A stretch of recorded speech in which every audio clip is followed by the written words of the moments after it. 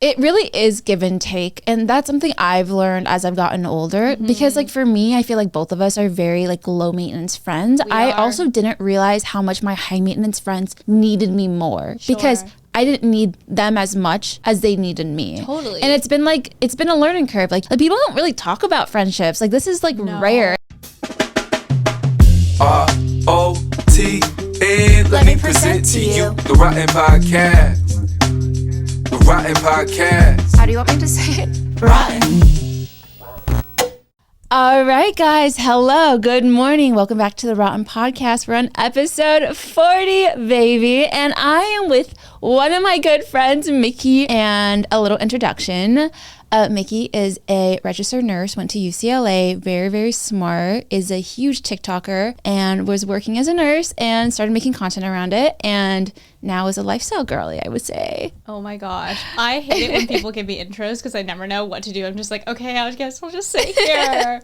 But yes, Tiff and I became good friends over the last couple of years, and we both really bonded over the fact that we went to UCLA and we both have podcasts. I know. Oh yeah. And if you guys haven't already, make sure to subscribe to her on YouTube. And she also has her own podcast with her boyfriend, Kevin. And it's called Scrubs and Soy Sauce, clearly about scrubs and soy sauce. Yes, about our medical lives and also about our AAPI identities. Yeah, no, I love that. I also feel like you have really inspired me to like dig deep down into my roots and like talk more about my experience as an Asian American, just because like before that, I never knew it was something that was important to talk about, but watching you and seeing how I relate to everything you say is crazy. I love that. Our friendship, I feel like we're constantly learning new things from each other.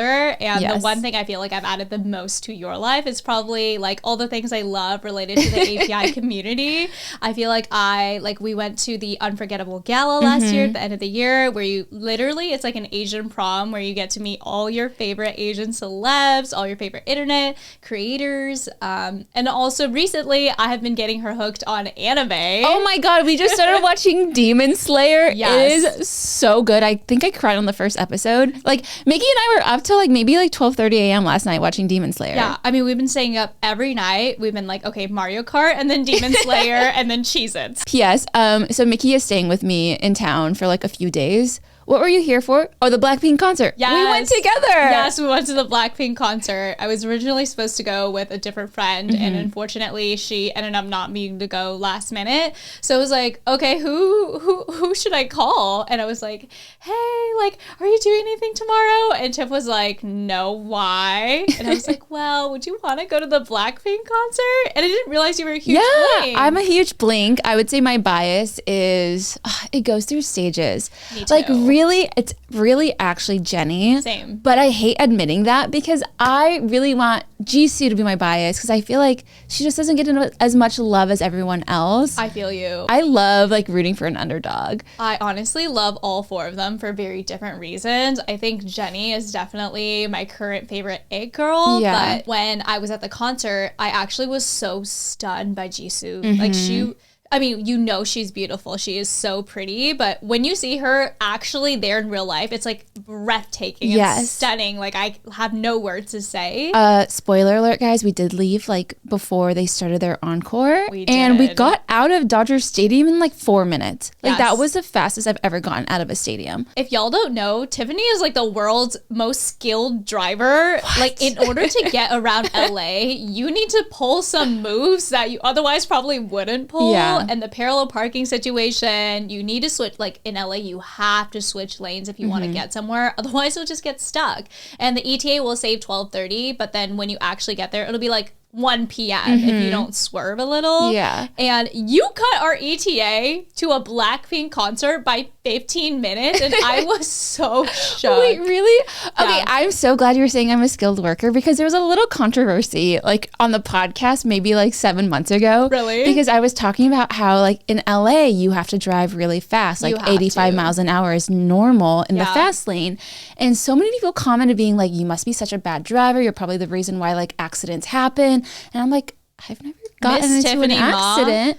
telling you right here, Miss Tiffany Ma has never gotten into an accident. And I did scrape a car going 2 miles per hour because they were parked and I was trying to get around it. But like, I wouldn't count that. Okay. But yeah, okay. So I actually had this conversation on my TikTok recently where I was like, I moved from California to Washington, and the drivers here are so slow compared to California, because in California, the speed limit is 65, but you drive at least 80 on the freeway. And if you're not driving 80, you better be in the rightmost lane. Yes. In Washington, the speed limit is 65, and everybody is under 65. And my least favorite thing is that everybody's driving 65 in all of the lanes, so they're all blocked. There's no off. way to like go around it. Yeah, I will say LA road rage is probably more than it needs to be. Oh my god, people honk for no literally reason. set off a girl. Yeah. Oh my god. I was sure it was a man. No, because it the wasn't. way they were behaving, I was like, this is man behavior. Like a girlie would never do this. Do you want to share the story? What happened?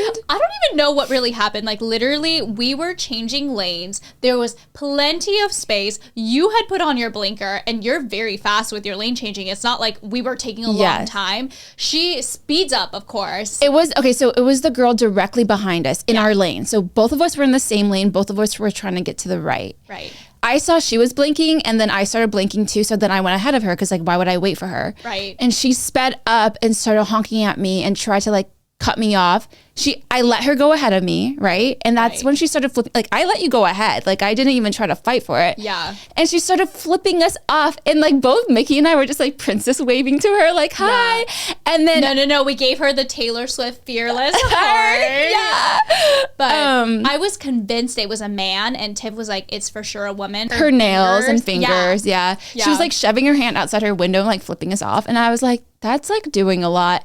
And then she ended up going, so like there was another faster lane, so right next to it. So then I switched another lane. Right.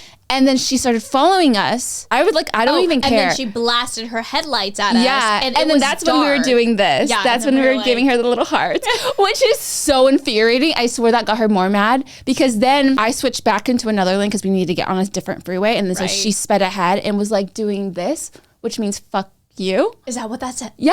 It means fuck you in sign language. Yeah. I had no idea. And that's when that was 100% a girl as well. Yeah. Then we confirmed, because then we saw her go by us. Yeah. And then we were like, I think she missed her exit. Yeah, she missed her exit because she 100% missed her exit because she wanted to flip us off so badly. Right. And I drive pretty aggressively, but I don't have any road rage. If like someone cuts me off, I don't get mad. I just honk at them, but I don't like flip them off unless they're like doing something to me. Yeah. And I always give them the like, thank you, I love you. Same. Yeah, I feel like it infuriates them even more. And I'm like, I love infuriating people like that. Yeah. I'm like, okay, that's what you deserve. You know? Yeah. You can't make somebody who's unhappy like happy. Do you know what I'm saying? Like they're already so upset with their own lives that it's like it just is what it is. I feel like maybe next time I should like pull over, roll my window down, be like, I'm so sorry. Like, I just broke my leg. I'm just trying to just to make them pull feel up bad. Your handicap sign or something. I'm so sorry. I literally like my mom just died. I'm just having a bad day. No, literally. And then just make them feel bad. Sometimes like I get a little frustrated. I don't get road rage and I don't honk at anybody. Okay. I'll just kind of like be upset in my own car, but I don't like act on it. But then I'll change lanes and then I'll try to pass slow cars, and then I always look at the car to see who the heck is driving. And sometimes it's like an older like grandpa or grandma, and I'm like, oh my god, like I feel so bad that I even had these feelings. It's like they're just doing the best they can. I should definitely stop honking though, because I've seen some real road rage in LA. I've actually witnessed someone get out of their car with a bat and hit another car on the side of the road. On like TikTok. Yeah, I've seen the videos on TikTok, but it's so different in real life. I was like, we're all stuck. Yeah. There's no one that can move. It was like literally back-to-back bumper traffic, and some guy just like flipped the fuck out. Oh my god. I would be terrified. Yeah. Yeah, I'd be Kevin's like, oops, always I like, hit the gas and hit him. My bad. Kevin will honk, but his rule is that if it's a pickup truck or anything that looks, I only honk at certain cars. Because with the laws that we have in America, you gotta be careful. Mm-hmm. You never know who's got what in their car. I would assume the same thing. Yeah, I'm terrified of everyone. I just don't honk. Yeah, period. No, that's really smart. I think that's probably the smartest thing. And as I've gotten older, I've gotten less like aggressive with like the honks and stuff. Yeah. like what's next for us? I feel like we've been talking about traveling together, which would be super fun. We definitely need to do it. Exactly. I definitely want to take you to Europe and go shopping because I feel like you enjoy like neither of us are like huge like luxury shoppers, but I feel like, at least for me, I like to shop when I'm traveling because then it has like a special memory. It's not as special doing it in LA, I feel like. So I really want to take you to Paris because I went to Paris a month ago and I just know the city so well now. It's my 4th time visiting that I'm like, I wanted to like take friends and people. Love that. I've never been to Europe, and the thing about us is that I feel like we both get nice things for ourselves, but when you told me that you came home from your Europe trip and you literally haven't even taken out your bags once for a spin, that's me. Like if my house burned down, my luxury items wouldn't even be in the top 10. Or even like the top 20 list of things. If I had an hour, I don't even know if I'd take those either. I'm like, what would I actually take? The thing dogs. It's like you have to have it, especially I feel like in LA or like for events, like in order to get a certain degree of respect. And so it's nice to have those things to show off when you need to, but my self-worth has nothing to do with the amount of things that I own. I feel like it's only for like special events, but even then I still don't even care to bring it with me. Yeah, but that's like because you have so much self-confidence, right? Like you know that your worth is innate. I see what you're saying. Like it's not that I need to deck myself out in order to prove that I'm worthy to be in a space or to have a voice. Like you are worthy with or without that. And that's something I love so much about you. I feel like a lot of times girls struggle with their self-confidence and like being around you, you just exude so much confidence. Oh my God, stop. It lifts everybody else up too. I feel like we are so similar in so many ways. And one thing I love about you is that you also have a lot of inner confidence and outer confidence. And it's so refreshing. It's refreshing to like not have conversations about like, you know, like other people in a negative way. It's like refreshing to have a friend that's just like, I don't know, like so like chill and like doesn't need to like show off or compete in any way. And I feel like as creators, you find a lot of friends that like, they don't feel like competition, but maybe they like gatekeep some information. And for us, we talk about money so openly with one another that it's like, it's so nice to have a friend that's like, just down to be honest about like every like aspect of your life. Yes. Like the way that, so we both have our brand deals on a spreadsheet and you know, it's all organized by like, okay, name of the brand, this is how much I made, this is a deliverable. Did I get paid yet? Yes. And we have shown each other our spreadsheets, which I don't think I've shown my sheet to probably anyone else. Maybe Kevin. Okay. Yeah, that's it. I'm not going to lie though. I have not been keeping up with it. I used to do it like religiously in 2018 and 2019 and 2020. I would say it's fallen a little bit just because like also the brand deals I take in are like not as impressive as they were in 2019. So I don't like love looking at it, but I still do it. But you are the only other creator I knew that had also done the same thing. And it's just the like UCLA bride, maybe. It's like, I don't know what it is. Maybe our business class is at UCLA, but it's just like I don't know, something about like putting something on an Excel spreadsheet is so like attractive to me. Yeah, it's so satisfying. Like I will always go and do equal sum and then get to see like roughly how much I've made for that quarter or for that year. And then it gives me a good benchmark of how I'm doing relatively and what I need to be pushing on. And one thing I actually started doing was breaking it down by platform because I was really curious, like, oh, am I making the most amount of money from TikTok, Instagram, or YouTube? And to my surprise, for me, actually, I was making most of my money from Instagram. And then it was TikTok? I can't remember if it was YouTube or TikTok. I think they were pretty close. Really? But Instagram Reels is my main source of income. So I was like, okay, so yeah, I need to definitely like continue to spend time on this. Yes. But you and I often talk about how like male creators can openly talk about their finances and never be Graham perceived. Stephan, yeah. Right. And you're not perceived as boastful or, you know, gloating. But when female creators talk about finances, then somehow there's this stigma. And Taylor Swift said it best, like, if you talk about finances as a woman, you're a bitch, not a baller, right? Yeah, that's true. What's her other popular song? Like, if I were a man, like, would I get there faster? Is that the same song? Okay, yeah. No, that one like relates to me in so many ways because it is so true that like there are such double standards when it comes to women, and like we have to like be like docile and sit there and look pretty and like you know. And how dare you make more money than a man or whatever? You know what else I love about you is that like you just come off so like authentic and natural on TikTok. And like you have a great connection with your followers, I feel like. And for me, like I've been on the internet for so long that I've noticed I've changed the way I connect with my followers. And I'm trying to like regain that connection I used to have, which is like sharing everything about my life. I feel like there was a point on YouTube where like people were oversharing, and then people became private, and then people became like super raunchy.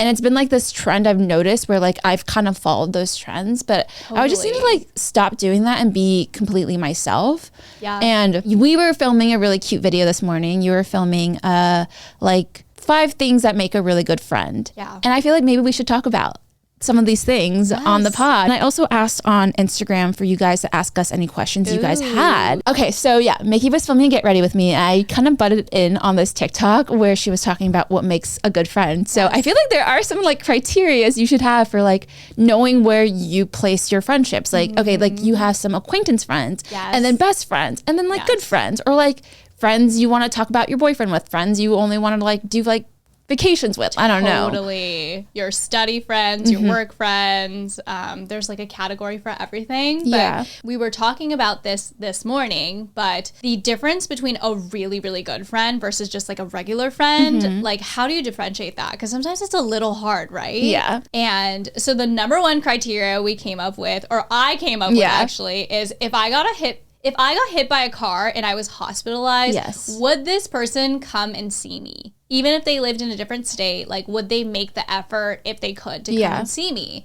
And when you look at your list of friends, like, I don't know, let's say you have like 50 friends. That number dwindles down to like maybe 5 or 6 with just that question. That's true.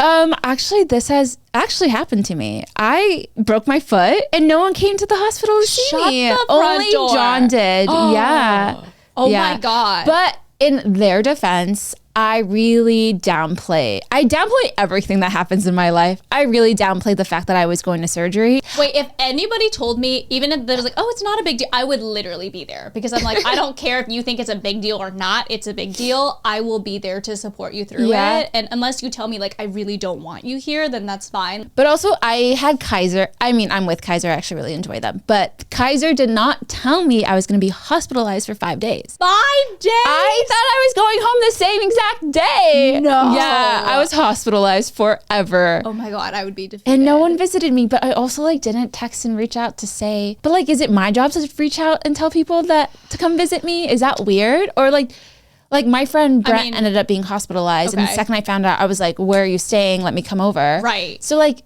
no, I think a really, really, really good friend would know to come regardless of you asking. Like, I think if you need to ask, like, it almost takes away from the experience, because it's like, if you're not genuinely wanting to come, I don't want to force you to come and do something that you don't want to do. Yeah. And even if they don't come with their physical presence, they can DoorDash you some food. They can send you, I don't know, flowers to your house, whatever it is. Yeah. Yeah, that's so true. Okay, so my criteria for a really good friend is, and like, I feel like I'm a good friend to some people, but I'm also like, hey, I'll call you an Uber, and I've done this before. Will they pick you up or drop you off at LAX? This is the biggest, like, it's so simple, but it is spot on. Yeah. Especially at LAX, because it is a hot mess. In the past, I would definitely pick people up or drop people off, like, into my home airport, but then when I would come to LA, they wouldn't do it for me. And I would understand if they lived super far away from the airport or something, or if it wasn't on the way, or like, I probably wouldn't make them do it anyways, but it would be nice if they at least offered. Exactly. Yeah. And when they don't, I'm like, so then why am I doing your airport drop-offs and pickups? Like, not that a friendship needs to be 50-50, because nothing is ever 50-50. But when you're feeling like you're pulling 90 and they're only giving 10, I think it's worth reevaluating and having an open conversation with that person, or pulling back a little bit, and maybe they'll fill the gap, right? Yeah. Because let's say you want to add up to 100. Like, if you were giving 60, like, let's say you pulled to 50, like, will they come in and pull the rest? Exactly. Yeah. It really is give and take. And that's something I've learned as I've gotten older, because like, for me, I feel like both of us are very like low maintenance friends. I also didn't realize how much my high maintenance friends needed me more, because I didn't need them as much as they needed me. Totally. And it's been a learning curve. Like people don't really talk about friendships. Like, this is like rare. And I feel like people need to talk about it more. Yeah. And also like communicating what you need from a friendship, because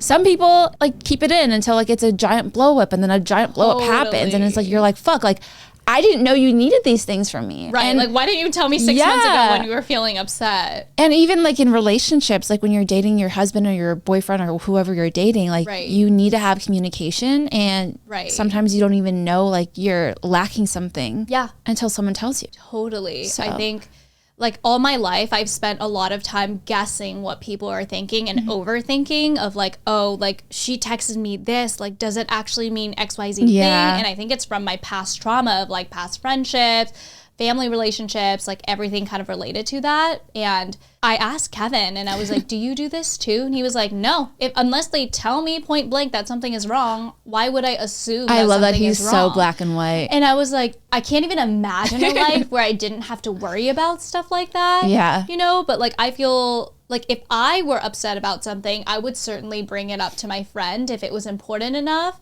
So why can't I expect that of the people around me too, right? That's true. That's so true. Okay, what else do you think makes a good friend? What else? I feel like you said some really good ones. Yeah, I said one that was... I have one. Sorry. Yes, go ahead. Do you have one? No, I can wait till you go. No, okay.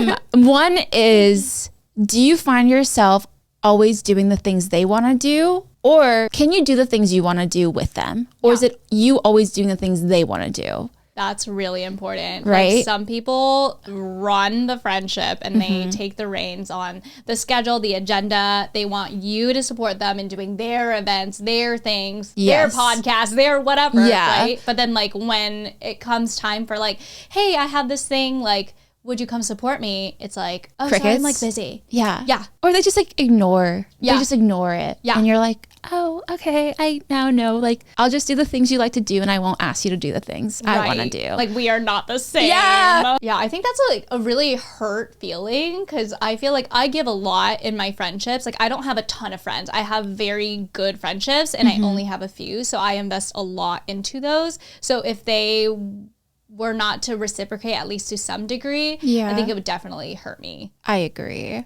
Yeah. I think I am so chill that I'm always doing things my friends want to do. I feel like you're too chill. Like, you never ask people for the things that you need. Like, I feel like you should be asking more. Really? Yeah. I mean, with you, I feel like we're still doing the things I want to do. So it is a good like balance between us. I think we just like doing the same things. Yeah, we also like are so similar in so many ways. So it's great. Yeah. But yeah, I mean, like one thing about me is I'm very even. Like I feel like I'm always happy. Like I feel like I don't struggle a lot with like being unhappy. So I'm just happy being around my friends doing absolutely nothing. And so like I'm more than willing to like do whatever other people want to do. Yeah. And I am very shy about being a burden on other people. It's very rare for me to ask someone to like come over to my house and hang out. Like I'll always be like, oh no, I can come over to yours. Interesting. But then if I get rejected, it'll take me like 3 times longer and 3 times harder for me to ask again. So like, it's so rare for me to ask that I think like you should say yes, because when do I ever ask for your attention or support? That's literally what I think. But then I think it also goes the other way where people think because you don't ask that often, it's not that important when you ask. Yeah. So I feel like it kind of bites you in the butt. I've never thought of it that way, but that actually makes a lot of sense. Yeah. It does make a lot of sense. Yeah. And also it's like, well, we always do it this way. So why don't we just always do it this It's always way? Even with Matt, like I struggle with this. I don't ask him for a lot. And when I do, and he like, you know, like, it's not even a rejection. It's like him like, oh, like maybe in a little bit, maybe this, maybe that.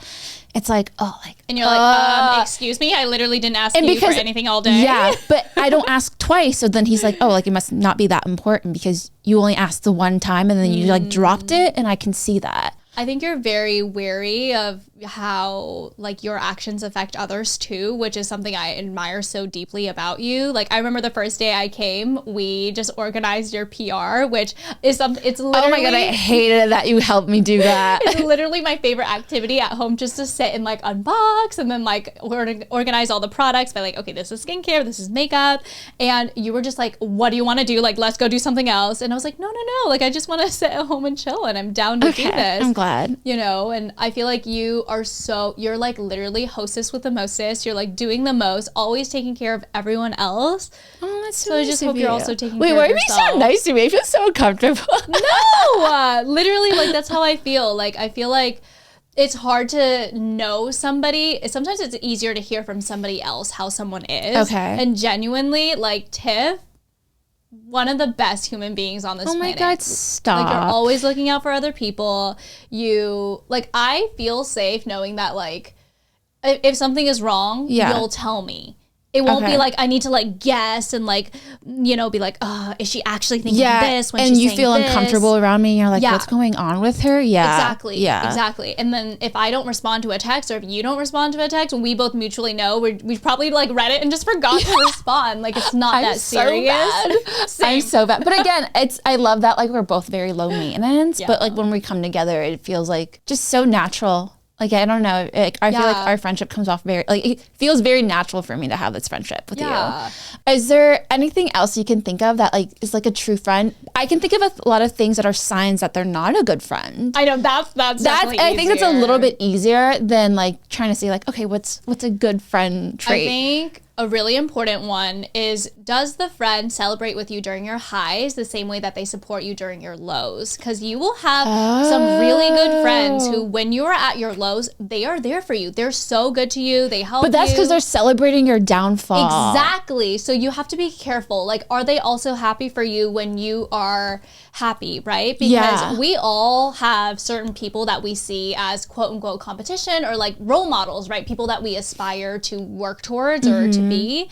And that's not a good recipe for a friendship sometimes, because if you see them actually as like a goal or something to attain, you're not necessarily happy for their success. Oh, interesting. Yeah. And I think one of the smallest signs of that, not directly related, but similar, is do they wish you happy birthday? Do they remember to wish you happy birthday even if you didn't post on social media? Would they know it's your birthday? Because that's like a happy thing that's about you. Like a birthday is a pretty selfish thing, right? It's a celebration of you. So if they are not even remembering the bare minimum of the love for you, are they really a good friend? That's true. I will say I've gotten worse about birthdays. So guys, just like put it in your Google Calendar. Like that's what you do, right? Yes, I put it on Google Calendar and it sends you a notification every year. Oh, smart. But I would say I'm definitely not the best gift giver. Like when I'm really thoughtful and really intentional, and if I know you just told me you gave a friend a Bottega bag. What do you mean you're not a good gift giver? My manager,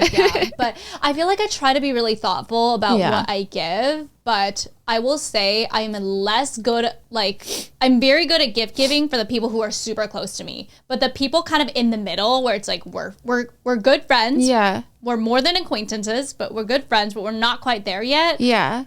I don't really do that much gift giving. No, it's okay though. Is that okay? Yeah, I think it's okay. Like, I feel really obligated to get everyone a Christmas gift. This must be your love language, gift giving, because you almost feel terrible not giving gifts. I do feel horrible. I think it's a cultural thing. Because you never show up empty handed to somebody's house, right? Like you bring like oranges or whatever. I feel like I need to contribute in some way. You gave me cheesecake. That was really yummy. And then you gave it away. I'm just kidding. No, it was your cheesecake. I was just taking a bite of it. But those were so yummy because both of us grew up very culturally Asian. To me, it's like so common to like offer to pay for your friend's meal, right? But like in American culture, it's not very common at all. No. Yeah. And it's something I've had to teach like boyfriends. Like, okay, like if my friends are in town or like my family's in town, you offer just like they will also offer. Yeah. It's an exchange. It's not like you're always offering and they don't offer. Like my parents will also offer and like pay for things.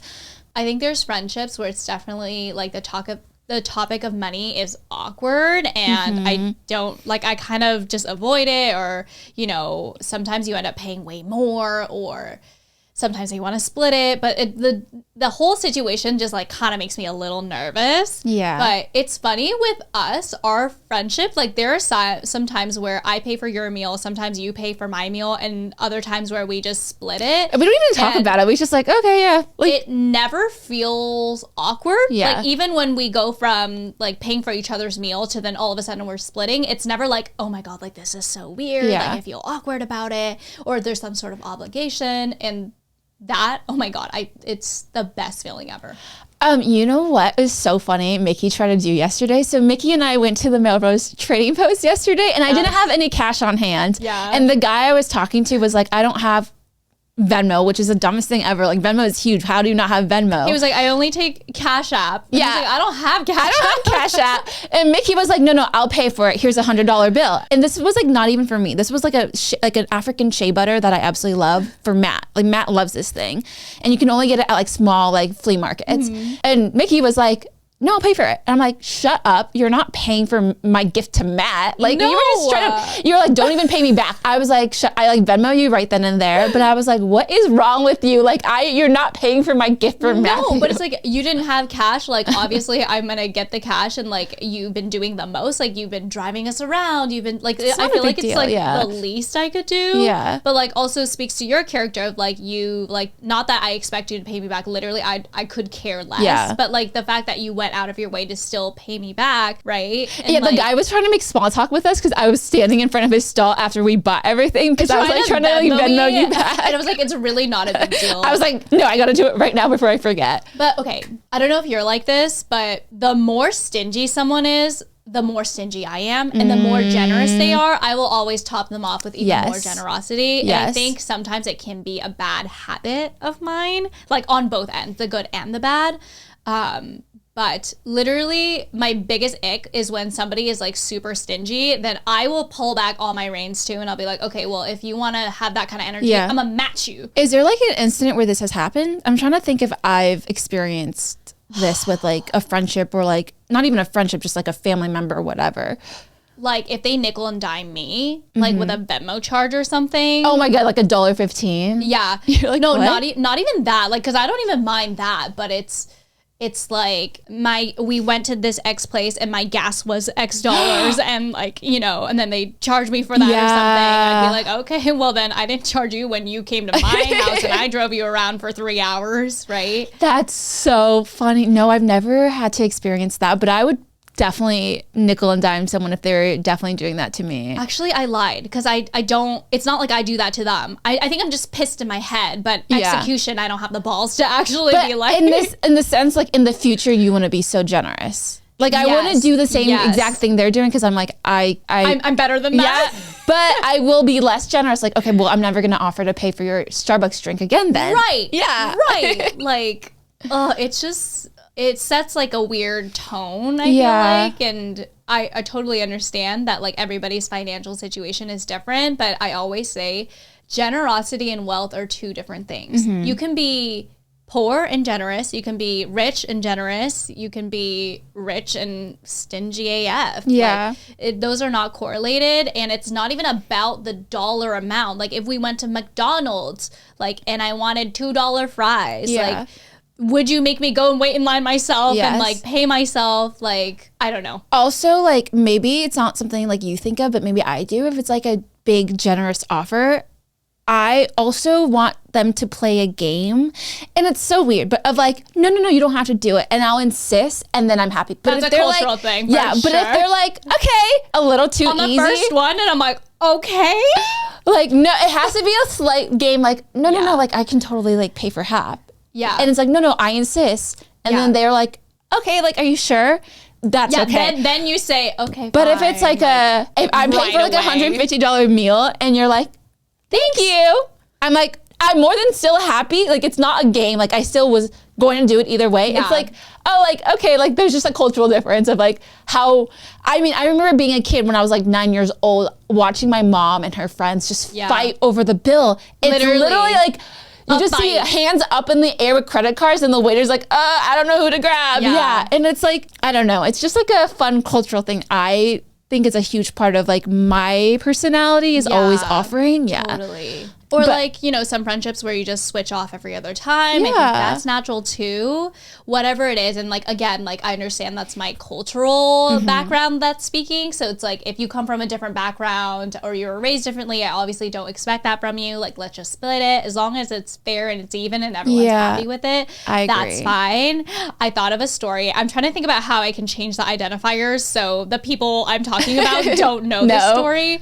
But basically, how can I change the story? Okay, while you're thinking about that, do you want a blanket? Are you freezing? No, it's okay. Okay, I'm like sitting right in front of the AC. Okay, sorry, I had to take a little break to grab a blanket. I'm freezing right now. Okay. So there were 3 couples that went parasailing, and all 3 couples were celebrating something special on this trip. And it ended up being that couple A paid for couple B. Couple B had paid for couple C. So naturally, you would think couple C would offer to pay for couple A. And yes, obviously, it's just you end up paying for yourself. It's the same fucking amount. Yes. But it's a nice gesture. Yes. Right? So couple A paid for couple B. Couple B paid for couple C. And couple C did not offer to pay for couple A. Oh, no. Were you couple A? I was couple A. And the most crazy part was that couple C paid for the parking to go to the parasailing, and it was literally $2. And they're like, don't worry, guys, I got this. Ew, it's the fact that he said it or she said it that way. It gave me the most massive ick of all time. And it was just so awkward. Like, I don't even know how to describe the situation. But then I was like, okay, well, couple C, maybe just we've got different values, so we won't be doing anything like this ever again. Yeah. And it was not cheap, girl. It was maybe $250 or $300. Oh, yeah. Yeah. Parasailing is expensive. So they went for free and then paid for $2 parking. Yeah. They came out ahead. Yeah. At least offer for like dinner, like even like a cheap dinner. Oh, like, my other pet peeve is when people ask to split the bill 50-50 and they ordered a bunch of stuff. And I'm like, I literally ordered my 1 entree and you got 4 drinks and like 12 entrees. I hate that as well. One time I went on a date to get Japanese barbecue. Was actually Gukaku, and oh my god, we didn't get all you can eat, but it was basically where you can order. Yeah. I got a bibimbap, which is $13.99. Okay, and he got maybe like 7 plates of meat. Oh my god, and also a bibimbap and a ramen and a tuna volcano, and the bill came out to be, I don't know, $150 or something. And then he asked to split it 50-50, and I was so shook that I was like, okay. I never saw him again after that. Oh my god, he was using you for a free meal almost, I feel like. Yeah! What? I was getting used. You were getting used. Now you're like, I should have fucking like ordered way more than that. I know, I should have taken them in like to-go boxes or something. And while we were having that meal too, I'm not a huge meat eater. And I literally kid you not, I did not have a single piece of any of the things that he ordered. Yeah. Because I had the idea of like, oh my god, is he gonna ask me to split? Because I don't want any questions of like, oh, you had some, so you should pay for it. But I also don't have the balls to stand up for myself and be like, I only bought this. I would have totally stood up for you. Oh, that's another good example of a good friend, is someone sticking up for you. Yes. When they either see someone like saying something not nice to you or behind your back. Yeah. I feel like that's a good one as well. That's the thing, right? Like, let's say somebody was talking smack about you and I was there, and let's say I'm friends with that person, I'm also friends with you. I wouldn't just sit there and listen to it and be like, yeah. Like, or I think sitting there and not saying anything is almost equally bad as participating. Like, why do they feel so damn comfortable saying that to you? Right, exactly. So I would certainly... I can't say that I would be like, no, you know, whatever, or be like super aggressive about it, but I would definitely be like, I don't think Tiffany is like that. You know, she's a good friend of mine. And if you want to talk about something like this, I'm not the person. Because the same way that I wouldn't talk smack about Tiffany, I wouldn't talk smack about you, right? Like, and you should rest assured knowing that that's not something that this has actually happened to me before, when someone was talking smack about one of my good friends, and I literally was like, hey, just left, like, I'm actually shocked you said that, because that's not how she acts around me. Yeah. That's not how like we interact at all. Like maybe she was just having a bad day. Like I'm always like, oh, maybe they had a bad day, or maybe like, you know, like, oh, like they just got out of surgery, or like I'm always trying to like stick up for them. Yeah. But if it's like multiple friends like telling me like this person like acted this way, I'm like, at some point you can't stick up for them, being like, okay, like should I reevaluate how they're acting around my friends? Right. Yeah. I also have some questions from the followers. Ooh, no tea left behind. How do you keep a friendship when you are in a different stage of your life?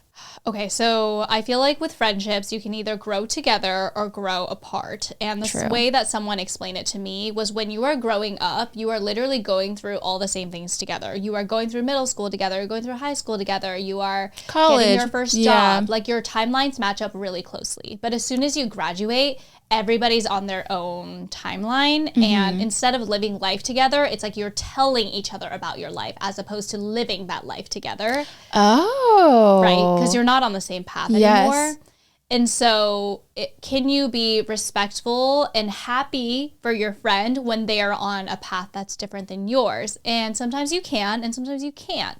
And something I've learned over the years is that the number of years you are friends with someone does not necessarily dictate the quality of that friendship. So don't be afraid to, drift apart for a little bit. Yeah. Maybe you can come back together if it's a true friend. Do what feels right for your heart in that moment and what's best for you and your mental health.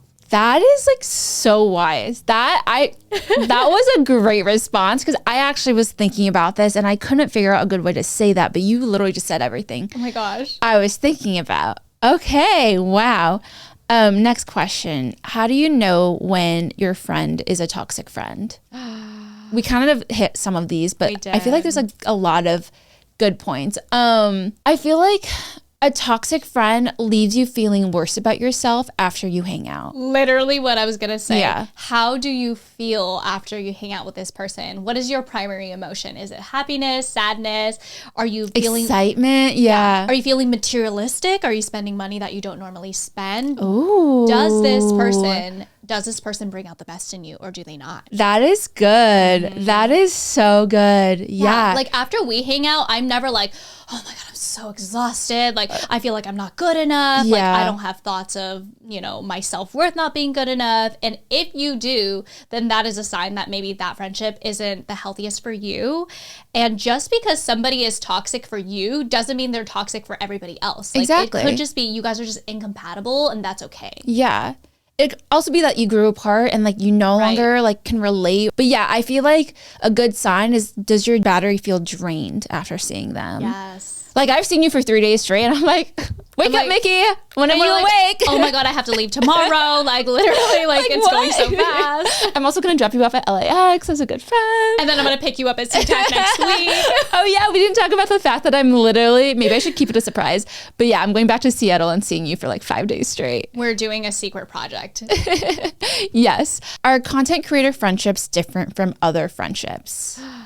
Ooh, that's a really good question. Yes and no. Yes, I would say because our schedules are so flexible, it's much easier to be able to do stuff together as opposed to a regular friendship where it's like, hey, here are literally the only 2 hours I'm free this week to hang out.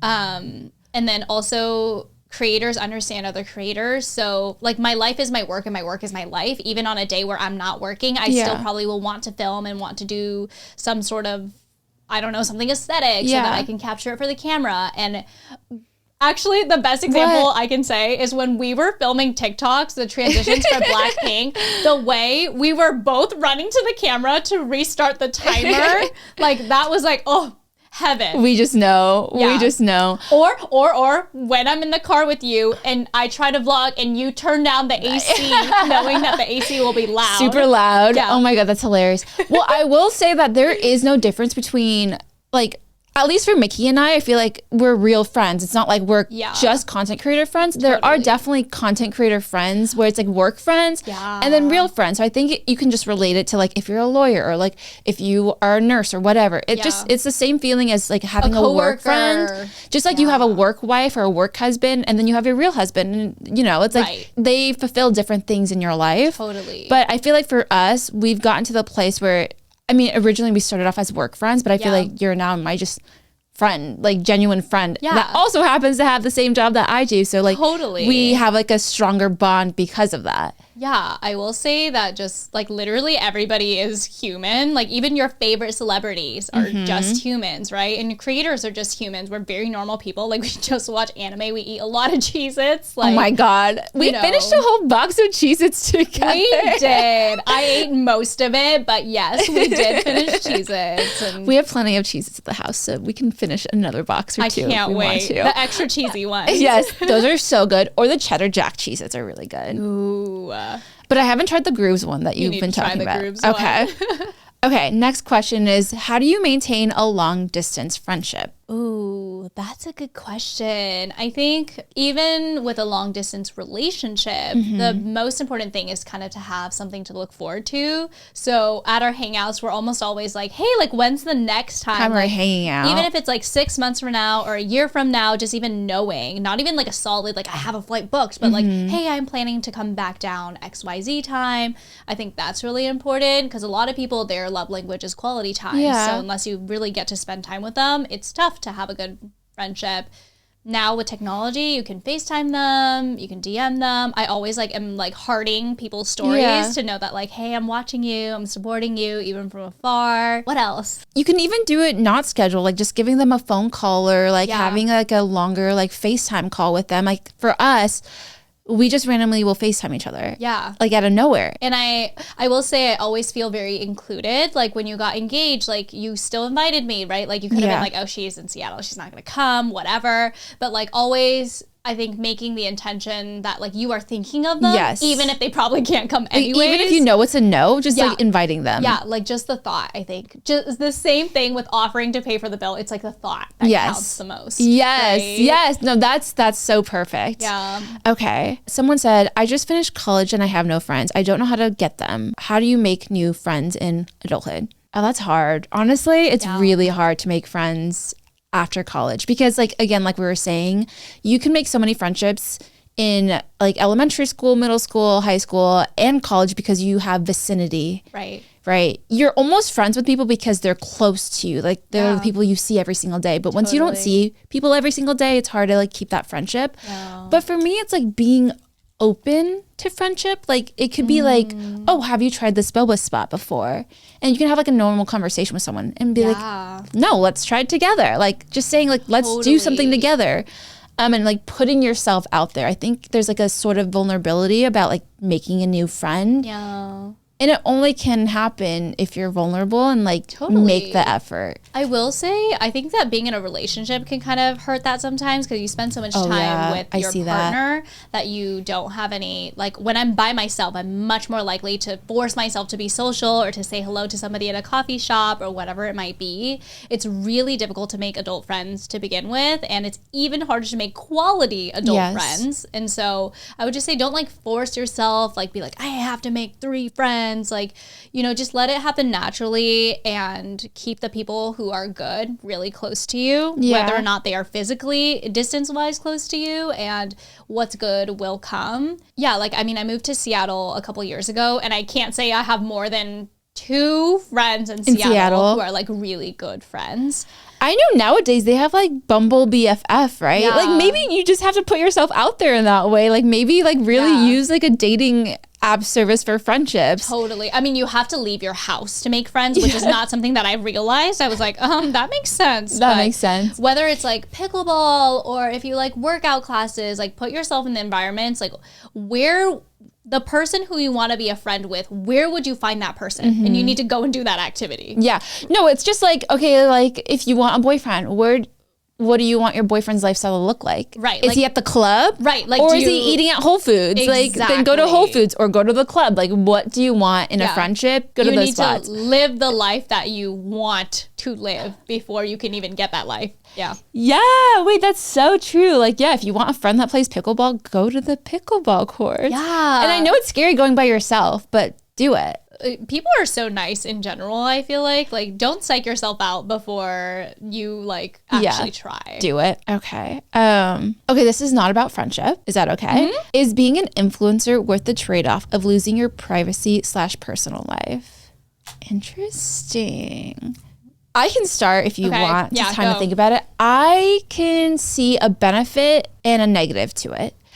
Like sometimes I find myself way more comfortable sharing really deep personal things on the internet, but then I don't want my family or friends to see it. Same. But then they see it and they ask me about it, and I'm like, I don't even know how to interact, or react. It's funny because literally sometimes you'll feel closer to your online community than you feel to people actually in your personal life.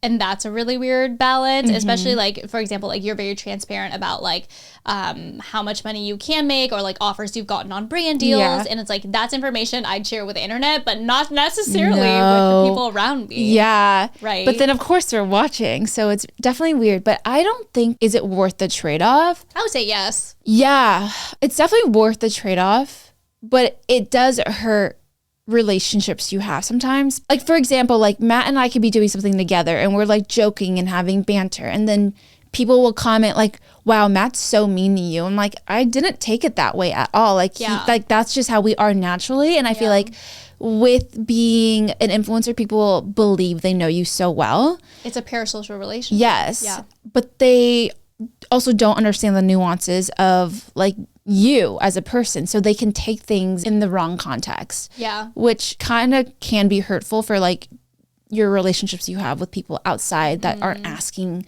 to be an influencer. They're just in your videos. Yeah. But I still think it's worth it. The thing with the internet is that once you put it out, you can never take it back. So I always tell like my friends or anybody asking for advice, you should always err on the side of caution and don't put it out unless you're 1000% sure that it's something that you're feeling comfortable putting on the internet. Yeah. Right. And I think one thing that was a little stressful for me is knowing that when I'm out and about, like my audience is primarily Asian Americans. And so I know the hot spots of where like I would likely have more subscribers or followers like in that space. So for example, if I go to like a boba shop, obviously there's going to be a higher concentration of Asians. And so I need to kind of watch the way that I act, watch the way that I look. Like you're constantly being watched by a lot of people. And what's scary, like I love it when people come up to me, say hello, like take a picture. I don't mind any of that. Like I don't like it when people are sneakily taking stuff because I don't know how I'm acting. Right? Or they tag you in their story and it's like literally like a back shot of me like in my own neighborhood. And like I'm like, oh, like I would rather not that be the case, but like 99% of it doesn't come from a place of ill intent. So it's not like I can really be upset about it either.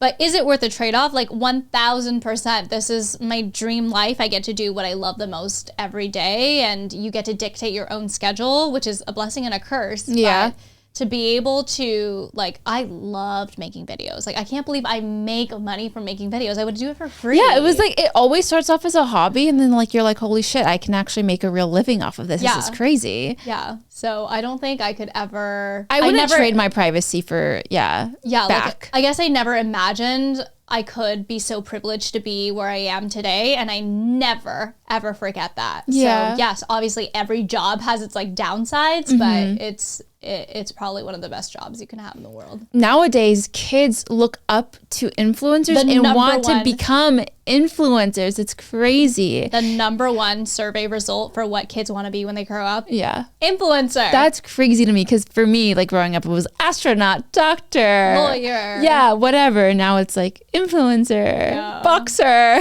Yeah.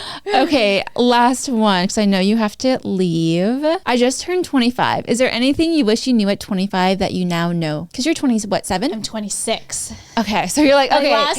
Last year, what did you not know like 2 years ago that you now know now? So the Harvard happiness study is the longest study that's ever been done on humans, and it basically studied happiness and what are the things that dictate happiness. And traditionally you would think it would be success, fame, money, right? These are the things that traditionally we're like, okay, this means someone's successful and happy.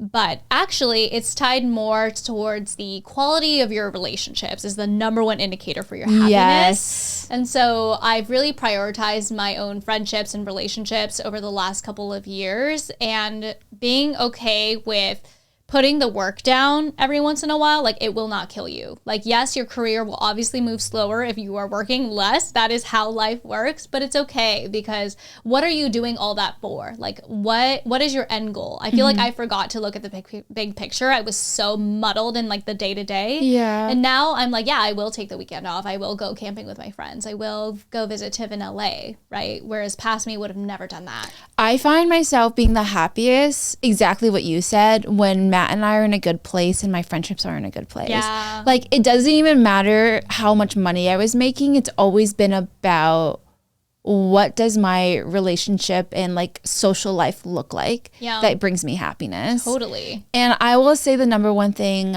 I found out about when I turned 30 actually, and maybe like a little bit 29, was that friendships do come in seasons. Yeah. They come and go, and they are with you for a certain part of your life, and it's okay to grow out of a season. It's okay to grow up.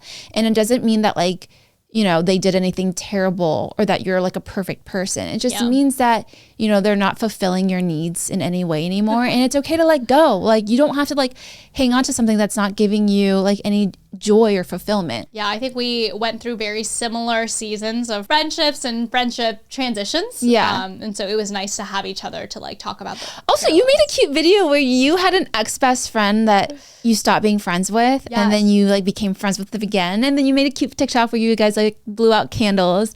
For every single birthday we missed. Yeah, that was really freaking cute. Yeah, we didn't talk for 3 years and now we are friends again. And so it's not to say that somebody's like completely out of your life forever. People can change, things can change. Yeah. And I will always have love for everybody who's been in my life before. I never wish anybody like ill intent or bad or whatever. Literally, I'm always rooting for them. It's just, even exes that have like cheated on me. I'm like, I hope you're happy. Like, I'm rooting for you. Because I'm at one rooting for point everyone's you've loved success. them. Totally. So how can you wish them any like ill will? Totally. So I'm just like, I'm rooting for them from the sidelines. But from afar, exactly. Yeah. Like, I can't be there with you anymore, but from afar, I'm still supporting you. All right. Well, we're doing an Am I Rotten report. You guys literally got mad at Matt and I because we've stopped doing them. I don't know why we stopped. It's one of my favorite things about the podcast. So it's pretty much an ethical dilemma if you guys are new to the pod. And it's, am I rotten for doing X or am I justified? Okay. So this one is, am I a rotten egg? I always thought my current boyfriend was cute when we were in college, but we were just friends. After I broke up with my boyfriend of 7 years, I got with my current boyfriend probably the next month. We're together for 5 years now. Am I rotten for not telling my current boyfriend that I just got out of a relationship, even though I was already over that relationship and had no more feelings? We were together for so long that it took a while to officially end since we were so comfortable. I don't feel like that's a dilemma at all. I feel like that's completely fine. That's fine to me, right? The thing about women is that we mentally break up with people far earlier than you actually do the actual breakup. 1,000%. You like phase yourself out of it. It's almost like emotional protection for your own heart. I don't know why your current boyfriend would have an issue with you just breaking up with someone for a month. Like, I don't think if I dated someone... Like, is the issue like how short of the in-between is? I almost feel like maybe it overlapped in the sense where she had feelings for her current boyfriend while being with her ex. I could be wrong. This is what I'm assuming, though, because she always thought her current boyfriend that she's currently dating was cute. I see. So, and maybe she never told him about the ex. Has that ever happened to you before? What? Like, you're on your way out in a relationship and you find somebody else attractive. Because I'm not going to lie, like, my first relationship, I was so confused. Like, one of the reasons I knew I needed to break up with him was because I was like feeling attracted to someone else, and obviously nothing happened, like nothing physical, nothing emotional, but literally just the idea that I could find someone so attractive. I was like, I think something is wrong. I mean, you were literally telling me you didn't even like the guy. You just thought that's how you were supposed to feel. I just didn't know because it was my first relationship. And so when I started to like feel, because I genuinely think when you're in a committed relationship, like, yes, you will think people are good looking, but it's not like, oh my God, you're attracted to them. You don't like fantasize about them. But if you are attracted to someone else, I think that's something worth thinking about in your relationship. I think maybe the issue is even that she didn't tell him.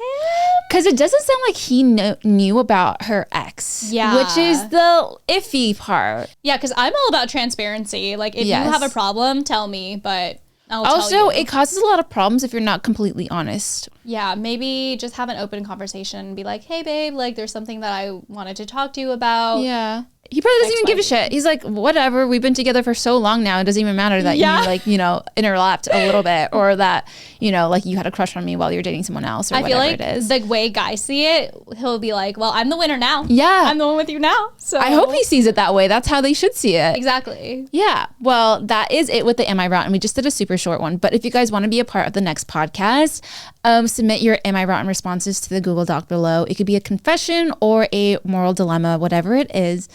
feel free to submit it. But it was so fun having you on the pod. Thank you for having me. This was like one of my favorite episodes we've ever filmed. Same. So come back on the Rotten podcast next time you're in LA. But yeah, if you guys haven't already, go check out Miki. I'll have all her links down below so you guys can check out Scrubs and Soy Sauce and her TikToks that are so good, so freaking good. Oh my God. And yeah, if you guys haven't already, make sure to give us those 5 stars, baby. And hit that thumbs up. Yes. And leave us a comment down below. What should the comment be? Tell us. Well, Tim and I eat a lot of snacks and a lot of junk food. So comment down below and tell us what your favorite snack is. Yeah, I actually do need to try some things new. I feel like I'm such a creature of habit. I eat the same snacks over and over. Same. And I'm going to eat a box of Cheez-Its right after we end this. Same. All right. Well, we'll see you next Tuesday. Bye, guys. Bye.